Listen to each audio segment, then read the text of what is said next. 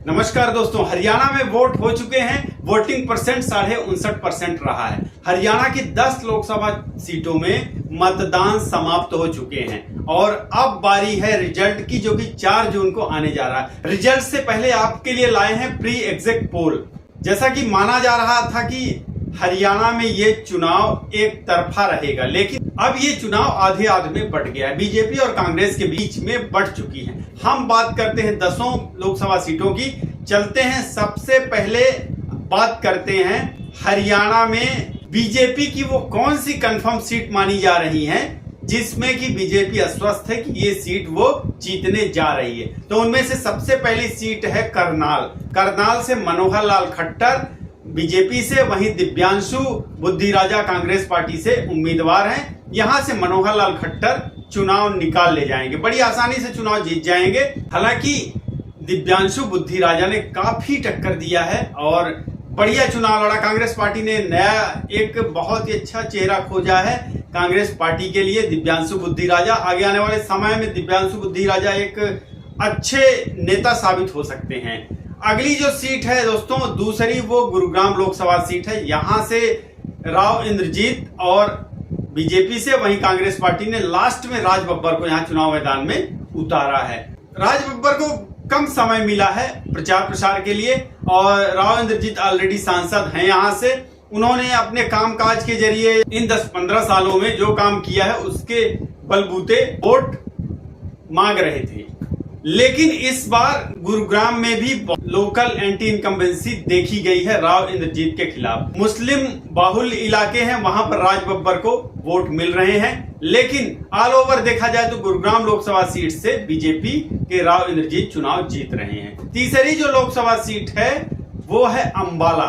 BJP की तरफ से बंतो कटारिया और कांग्रेस की तरफ से वरुण चौधरी चुनावी मैदान में थे।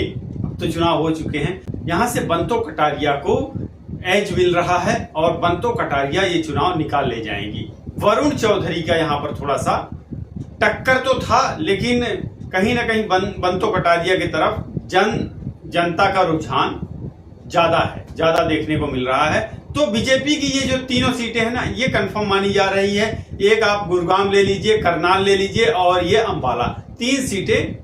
और कांग्रेस पार्टी की बात करें तो कांग्रेस पार्टी की सबसे सशक्त सीट है रोहतक। दीपेंद्र सिंह हुड्डा कांग्रेस पार्टी से, अरविंद शर्मा बीजेपी से। अरविंद शर्मा ने पिछली बार दीपेंद्र सिंह हुड्डा को काफी कम मतों से हराया था, लेकिन हराया तो था। पहली बार ये चांस आया था कि बीजेपी ने रोहतक लोकसभा सीट जो है छीन लिया था हुड्डा परिवार से, क्योंकि ये रोहतक की जो लोकसभा सीट है ना, वो हुड्डा का गढ़ माना जा रहा है। यहां से करीब 8 बार हुड्डा परिवार के लोग ही यहां चुनाव जीते हैं और ये कांग्रेस का गढ़ रही है हुड्डा। और ये नाक का भी सवाल है, रोहतक लोकसभा सीट में जी जान लगा दिया है दीपेंद्र सिंह हुड्डा ने, भूपेंद्र सिंह हुड्डा ने। तो ये जो सीट है वो जा रही है कांग्रेस पार्टी के पास। वहीं सिरसा, जहां से कि पब्लिक ने खुद ही अपना कैंडिडेट चुना है और पब्लिक ने कांग्रेस पार्टी ने कुमारी सैलजा को उम्मीदवार बनाया। वहीं कांग्रेस से ही बीजेपी में गए हुए अशोक तंवर को बीजेपी ने टिकट दिया। तो अशोक तंवर यहां से चुनाव हार जाएंगे, चुनाव नहीं निकाल पाएंगे और कुमारी सैलजा जो है काफी मतों से चुनाव निकाल ले जाएंगी। तो ये जो कांग्रेस की सीट है, एक रोहतक और सिरसा। तीसरी जो कांग्रेस की सीट है वो बनने जा रही है सोनीपत। सोनीपत का भी यही है। सोनीपत में पिछली बार भूपेंद्र सिंह हुड्डा को हराया था। पिछली बार 2019 के लोकसभा चुनाव में ये सीट बीजेपी के पास तो 10 सीट थी पूरी हरियाणा की। इस बार ये सतपाल ब्रह्मचारी को कांग्रेस पार्टी ने कैंडिडेट बनाया है। तो सोनीपत की सीट कंफर्म कर रहे हैं सतपाल ब्रह्मचारी। यहां से सतपाल ब्रह्मचारी चुनाव निकाल ले जाएंगे। ये 3 सीटें हो गई बीजेपी की, कांग्रेस की, जहां से इनकी कंफर्म जीत मानी जा रही है। पेच फंस रहा है, एक फरीदाबाद लोकसभा सीट है। यहां से कांग्रेस पार्टी ने महेंद्र प्रताप को उम्मीदवार बनाया है, चौधरी महेंद्र प्रताप। वहीं सिटिंग सांसद बीजेपी ने कृष्णपाल गुर्जर को दोहराया क्या, तीसरी बार कैंडिडेट बनाया है। कृष्णपाल गुर्जर के खिलाफ काफी लोकल एंटी इनकम्बेंसी चल रही है। यहां से अगर बीजेपी ना किसी अन्य उम्मीदवार को कैंडिडेट बनाती, जैसे कि बहुत सारे लाइन में लगे हुए थे, विपुल गोयल थे यहाँ धुरंधर कैंडिडेट, और माना जा रहा था कि विपुल गोयल को इस बार टिकट मिलेगी, लेकिन बीजेपी ने टिकट नहीं दिया। महेंद्र प्रताप को उनके वोट के मार्जिन के आधार पर टिकट दिया। पिछली चुनावों को देखते हुए तो इस बार कड़ा मुकाबला रहने वाला है। महेंद्र प्रताप को जब से टिकट दिया है कांग्रेस पार्टी ने, जन सैलाब उनके साथ ऐसा झुका है, और यहां ऐसा लग रहा कि जनता खुद ही चुनाव लड़ रही है, और जनता ने हाथों हाथ लिया है, महेंद्र प्रताप का स्वागत किया है, और सिर्फ बीजेपी कैंडिडेट से परेशान होके महेंद्र प्रताप को इतना बड़ा जन समर्थन मिला है। तो ये सीट फंसी फंसी लग रही है। अब देखने वाली बात है कि ये जो जन सैलाब है, जनता का समर्थन है, क्या वोट में तब्दील हो पाया है? तो लग तो कुछ ऐसा रहा है कि यहाँ पर मुकाबला बहुत ही कड़ा होने वाला है। चुनाव अगर हार जीत भी होती है तो बहुत ही कम मार्जिन से, क्योंकि यहाँ पर तीसरा और कोई दल मजबूत है नहीं। कुरुक्षेत्र लोकसभा सीट, यहां से बीजेपी ने नवीन जिंदल को कैंडिडेट बनाया है। वहीं आम आदमी पार्टी इंडिया अलायंस लड़ रहा है चुनाव, सुशील गुप्ता को उम्मीदवार बनाया, जिनका की शुरू में तो लगा कि ये चुनाव निकाल ले जाएंगे। काफी इनका भी जोर शोर रहा शुरू में, लेकिन बाद में धराशायी। जैसे नवीन जिंदल ने अपना प्रचार प्रसार का संभाला, कई बड़े बड़े धार्मिक आयोजन किए हैं दोनों पार्टियों ने मिलकर, और यहाँ आपको बता दें बागेश्वर धाम भी यहाँ पहुंचे और उन्होंने भी अपना आयोजन किया। वहीं जया किशोरी भी आई यहाँ पर, तो कई बड़े धार्मिक आयोजन हुए, और कहीं ना कहीं जनता को लुभाने के चक्कर में तो यहाँ नवीन जिंदल जो है वो थोड़ा सा उनका एज मिल रहा है, भारी पड़ रहे हैं, वो चुनाव निकाल सकते हैं। यहाँ से चौटाला परिवार से अभय चौटाला भी चुनावी मैदान पर हैं, तो ये हो सकता है कि त्रिकोणीय मुकाबला भी, यहाँ त्रिकोणीय संघर्ष बन सकता है, क्योंकि अभय चौटाला काफी वोट काटेंगे। अब देखने वाली बात है कौन यहाँ से चुनाव, क्योंकि यही ऐसी लोकसभा सीट है जहां पर त्रिकोणीय संघर्ष देखने को मिल रहा है। कुरुक्षेत्र अगली है दोस्तों, भिवानी महेंद्रगढ़।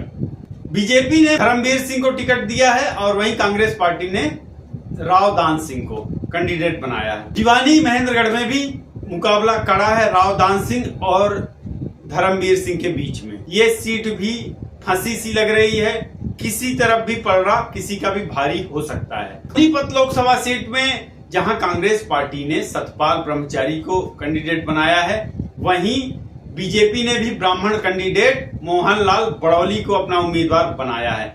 जब से सतपाल ब्रह्मचारी यहां पर आए हैं, तो यहां भी ऐसा लगा कि जनता खुद ही चुनाव लड़ रही है। सतपाल ब्रह्मचारी के फेवर में बहुत जन समर्थन मिला है, लोगों का अच्छा खासा हुजूम। तो ऐसा लगा कि कांग्रेस में एक ऐसा चेहरा आ गया है जो सनातन का ठीकरा अपने जिम्मे ले लिया है। ऐसे लग रहा है कि जैसे अब सनातनी एक कांग्रेस में भी आ चुका है। तो मोहनलाल बड़ौली और सतपाल ब्रह्मचारी, यहां से सतपाल ब्रह्मचारी चुनाव निकाल सकते हैं। हुड्डा ने अपना एक कर्ज उतारा है, हुड्डा ने इनको हरिद्वार से बुलाया है, इनकी राजनीति हरिद्वार में चल रही थी, लेकिन अब ये हरियाणा में चुनाव लड़ रहे हैं और सतपाल ब्रह्मचारी इस बार जीत सकते हैं। हिसार की बात करते हैं, बीजेपी ने रणजीत सिंह चौटाला को कैंडिडेट बनाया है। वहीं कांग्रेस पार्टी से यहां जयप्रकाश और रणजीत सिंह के बीच में संघर्ष दिख रहा है, लेकिन रणजीत सिंह यहां से चुनाव निकाल सकते हैं। हिसार जो लोकसभा सीट है, यहां से बीजेपी एक और सीट थोड़ी सी एज में दिख रही है। तो अब चुनाव यहां तक पहुंच चुका है कि 3-3 सीटें कंफर्म मानी जा रही, 4 सीटों पर चुनाव फंसा हुआ है। फरीदाबाद, हिसार, भिवानी और कुरुक्षेत्र। हिसार और कुरुक्षेत्र सीट भी बीजेपी के खाते में जा सकती है। भिवानी और फरीदाबाद का अभी कुछ समझ में नहीं आ रहा है। आंकड़े जो है ना, फरीदाबाद का तो अगर आप जनता का देखने में, भीड़ देखने में तो ऐसा लग रहा है, और बातें सोशल मीडिया में तो ऐसा लग रहा है जैसे कि चौधरी महेंद्र प्रताप जीतेंगे और कांग्रेस पार्टी ये ले जाएगी सीट फरीदाबाद की। लेकिन मामला कुछ और ही है, देखने वाली बात है। ये फरीदाबाद की सीट फंसी हुई है। वहीं भिवानी में धर्मवीर सिंह और राव दान सिंह का जो यादव वोट बैंक है और जो ओबीसी चेहरा है राव दान सिंह, ओबीसी का वोट बैंक है, वो राव दान सिंह की तरफ जाता हुआ दिख रहा है। राव दान सिंह को इस तरह से काफी फायदा मिल सकता है। तो हरियाणा की 10 में से 10 लोकसभा सीटों में से अगर ये देखा जाए तो यहां बढ़ चुकी हैं सीटें। 5-5 सीटों पर रिजल्ट आता हुआ दिख रहा है।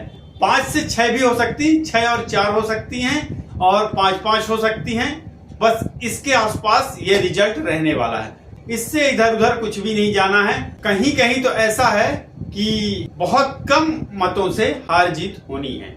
बने रहिए चैनल पर, चैनल को सब्सक्राइब कर लीजिए, वीडियो को लाइक करें, शेयर करें। बहुत बहुत धन्यवाद। नमस्कार।